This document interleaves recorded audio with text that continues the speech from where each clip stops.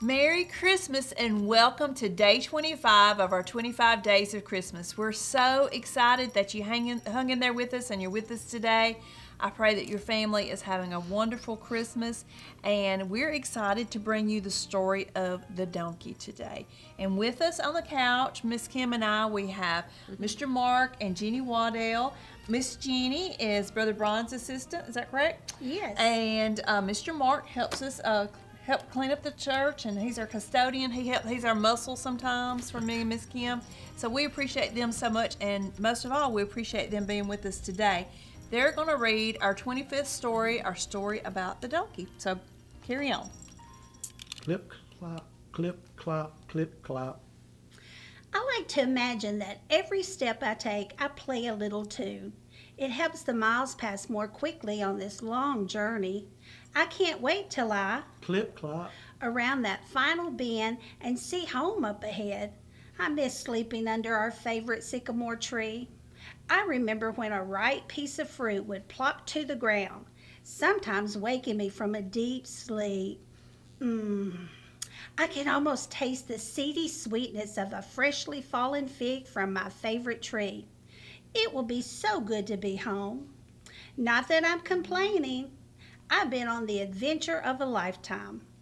Ever since I was a colt, I helped Joseph carry branches and supplies back to his workshop. I may not be as big as a camel, but I'm really strong. For years, Joseph and I traveled no further than the hills around Nazareth, working as a team. Then his wife Mary joined our family. Soon she was riding on my back as we Clip, clopped. our way to Bethlehem. It was so nice to carry a person instead of a pile of wood. Mary would stroke the hair on my neck and sing a sweet little song, even when the road was rough and rocky. Once we made it to Bethlehem, Jesus was born. That brought our family to a total of 4, including me, of course. Then we traveled together to Jerusalem and then on to the distant country of Egypt.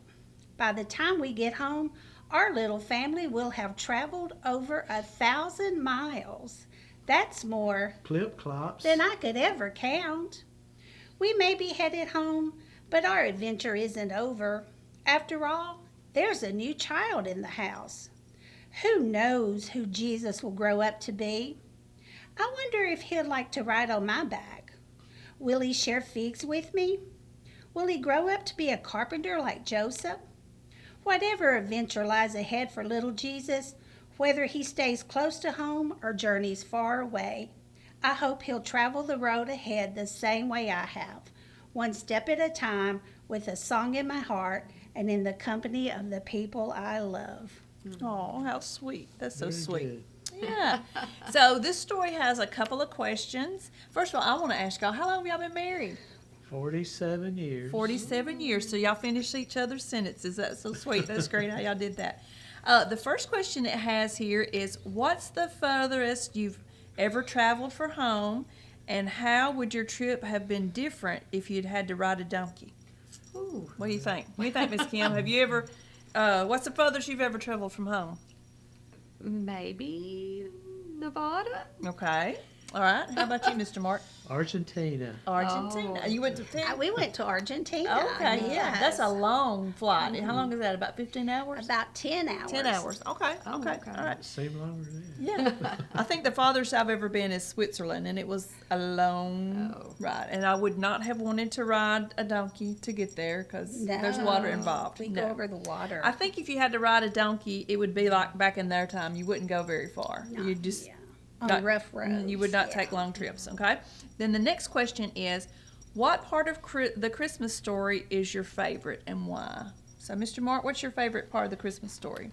Jesus. Jesus. You're like all of our preschoolers. Jesus is always the He's answer the answer to to everything. everything. That's a great answer. All right. How about you, Miss Jeannie? Well, I loved when they were all in the stable when Jesus was born and all the animals around him. I like that part. Okay. All right. How about you, Miss Kim? I think I do like the angels Yeah. showing up in the sky for the shepherds. Yeah.